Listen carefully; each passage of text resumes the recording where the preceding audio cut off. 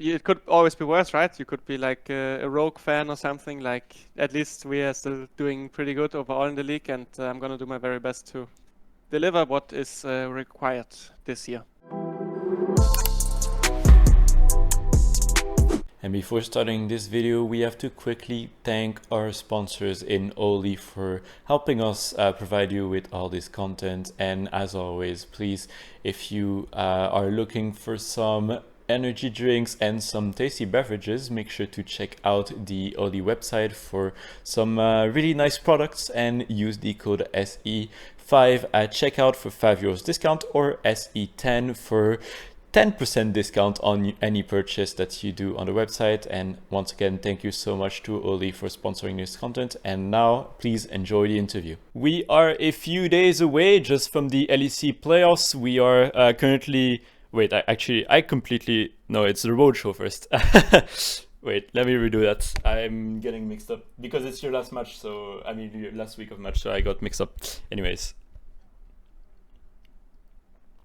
Alright, today was one of the last few days of week 6 and I'm in the presence of the MVP Upset today after quite a performance against BDS. It's been a bit stressful, I guess, as a Fnatic fan, but in the end you ended up clutching it through. And obviously, as we saw during your mid-series interview and we saw on Twitter and everything, it's been a very eventful week for you. Obviously, there was last week in Madrid, and then you ended up flying back in Berlin just this week on Wednesday, I believe. So it's been pretty rough. Could you first talk to me about this entire process? How did everything go from the blackouts in Madrid last week to playing in the LEC now as well? Because we saw that you only got like 2 days of scrims, right? Yeah, so basically we went to the event, everything was great, except maybe the backdoor could have worked out in our favor, but regardless, we had a really good time. Yeah. We beat G2, everything is fine. And then we had the blackout in whole of Spain on the day where we were supposed to fly back. And then it was the whole day, no electricity. And then we were trying to book flights back to Berlin for the next day, of course, the moment we got the internet. But there was some problem with the organizers, I think, getting us the tickets in time, or maybe it was just too hard. I'm not sure exactly what went down behind the scenes. I know Fnatic did everything they could, but something didn't work out that we could fly back the next day even. So that meant another day in Madrid. And then the only solution that was found was that we flew back on Prague, the right? day after that. So one more day. Yeah. But we wouldn't fly to Berlin. We would fly to Czech Republic, to Prague, to then take a train, which meant we had to wake up at 6 and then fly to Prague. And then from Prague, we had to take like a 4-hour train to Berlin. Yeah. So that was like a 12-hour travel, even though it should be like a 3-hour flight ride. But, well, we are still very lucky. A lot of people were affected in much, much worse ways, obviously. So I'm grateful we made it safe and sound. And our manager, Anissa, I think, did a really good job to do the best out of this mess. And yeah, what that meant for us was just that our practice obviously was heavily impacted because, I mean, people were maybe still drunk from Madrid. I'm not sure. We also only had 2 days, so it was not great. Obviously, we are tired because we just traveled a lot, and traveling 12 hours in one day and then playing the next day can be exhausting. We didn't really have like an off day per se. We just had like being stuck in not our home. But it's all good. I think that probably showed in our games today. I think there was less discipline, more old Fnatic from the past years maybe showing up. But I think also the fans deserve some of these more entertaining games. I think it would be boring if we play every game so clean. So it's for sure more fun to play, more stressful too. For me, but it's good to have some close back and forth and then clutch it out. I think that's also an experience that will help us be a stronger team. Yeah. And so today, or rather this week, you are playing your last 2 matches in the group stage, and luckily next week you'll have a full week of break, which is probably very nice. Going to be able to scrim a lot and prepare for playoffs and watch what the other teams do as well. And playoffs is obviously a big question for you guys because you did pretty decently in winter, but still a 3rd place is far from what you probably want to achieve, I can imagine. You ended up losing against... Yeah. True. It's very close. And I mean, speaking of that, actually, In the same way that Viper just won his first title last year, right, in summer in the LCK, you still have not won a title in the LEC, and I can imagine that you must be so hungry to finally get that title as well. Would you say that this spring season is going to be that first title for you, and also the first title in a long time for Fnatic as well? Well, obviously, I'm feeling confident. I think we are doing pretty well. I think we are improving. Obviously, this week was not optimal in terms of like our form, but I'm feeling pretty good about the team.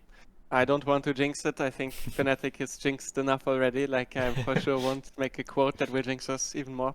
But yeah, I'm feeling pretty good right now. I'm not gonna lie. We beat G2 and KC in the best of threes. That's a good sign, right? Obviously, playoffs is gonna be different and it's best of 5, but showing that we can do it. I think we have a winning record against every team in the league. Like. Official game wise, probably Streams is pretty close too. So there's no reason to be down on ourselves. The only thing we need to do is really lock in for playoffs, do our job every day, put in all the effort we can, and there's no reason why we shouldn't be able to win, right? Yeah, if we do all of that. Yeah, obviously. And I mean, for you as well, it's been a journey, I guess, of rediscovery, I guess, for yourself, because obviously you had some difficult times, I guess, in the LEC in recent years. You were on Karma and Corp last year, and obviously the roster didn't go as planned, especially for the first 2 splits. And now you're here and you're back. A lot of people have always been calling you for years like one of the best ADCs in the league that like never really got the title that he deserved, I guess. And it seems like now we are seeing a new phase in your career almost. And I would like to ask you as well, like, do you think that today you are at your peak level?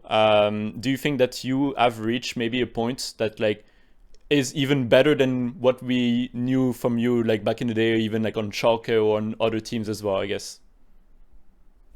Well, if I would compare myself to my peak form, which I would say was probably 2021, 2022.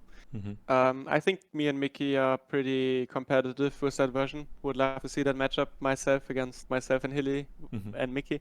Would be pretty fun. So I would say I'm, like I said, pretty confident, feeling very good about my play. Obviously, always looking to improve on the things. But yeah, I don't feel like I couldn't compete with myself from the past, or that I'm past my prime in any way. So yeah, I'm feeling that maybe I will reach new heights this year for sure. Yeah, and it's really funny as well, because on Twitter I was seeing, because last week in Madrid we had an interview with Super that was like talking about how he had this rivalry with Kalist, and KC fans on Twitter were like, Super who? Like they just don't even see I guess a rivalry between Super and Kalist.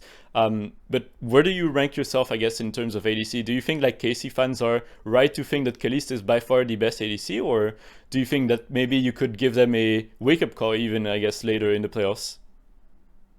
I mean, I don't really think KC fans think that he's by far the best, at least not from what I see in general. Obviously, if you're a fan from a team, your opinion is going to be biased. That's obviously being a fan. I think me and Mickey are playing like the best bot lane this split. I think we also won against the G2 and KC, yeah. KC the split. So far, that's pretty fair to say. What's going to happen in playoffs is yet to be seen. I'm looking forward to it. No need to be too cocky right now or anything. Obviously, the most important part is still ahead of us. In terms of the rivalry, I don't really see the rivalry there, except maybe for the nationality. But I mean, obviously Spain versus France is always a big thing, right? But I think the Korea and KC are both good teams, but player-wise, I think it's not really very similar, let's say, for that role. Yeah, and so for Fnatic fans, obviously, it's always hard, I guess, to believe in Fnatic in some way, because the team has always been able to reach rather high highs, and like for a lot of LEC teams, obviously they would love to be in Fnatic shoes, but Fnatic fans, they just want a title again. They want to go international and stuff, right? Do you think that today Fnatic fans can once again believe in Fnatic, and are you going to be able to restore that faith? Do you think that this team is going to be going to Vancouver no matter what? Man, this interview is just you're just putting out all the minds, and I have to dance over them. Like, well, Yeah, sorry about that.